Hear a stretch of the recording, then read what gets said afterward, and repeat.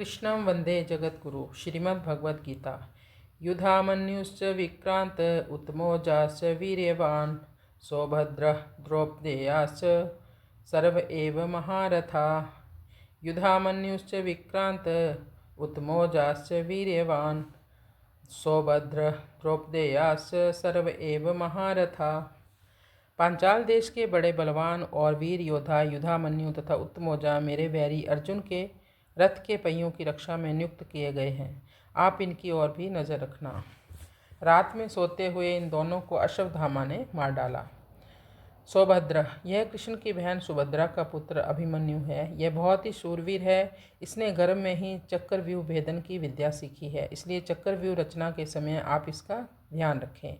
युद्ध में दुशासन पुत्र के द्वारा अन्यायपूर्वक सिर पर गदा का प्रहार करने से अभिमन्यु मारे गए।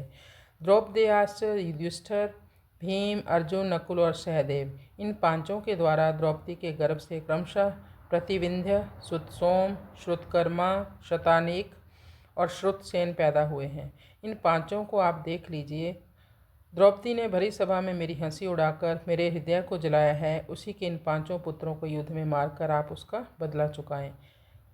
फिर रात में सोते हुए इन पांचों को अश्वत्थामा ने मार डाला।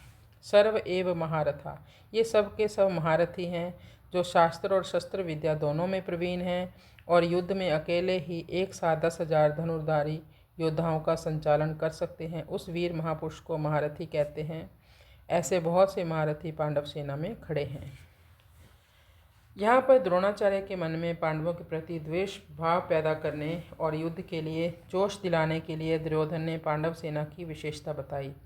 दुर्योधन के मन में विचार आया कि द्रोणाचार्य पांडवों के पक्षपाती हैं, पांडवों के साथ रहते हैं, इसलिए वे पांडव सेना की महत्ता सुनकर मेरे को यह कह सकते हैं कि जब पांडवों की सेना में इतनी विशेषता है तो उनके साथ तो संधि क्यों नहीं कर लेता। ऐसा विचार आते ही दुर्योधन आगे के 3 श्लोकों में अपनी सेना की भी विशेषता बता रहे हैं। कृष्णाय वासुदेवाय हरये परमात्मने प्रणतक्लेशनाशाय गोविंदाय नमो नमः।